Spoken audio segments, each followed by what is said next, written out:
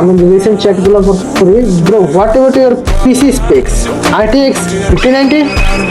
না ব্রো, তোমার কি মনে হয় আমার কাছে যদি RTX 5090 থাকতো তাহলে কি আমি এই ব্লকে গেম খেলতাম?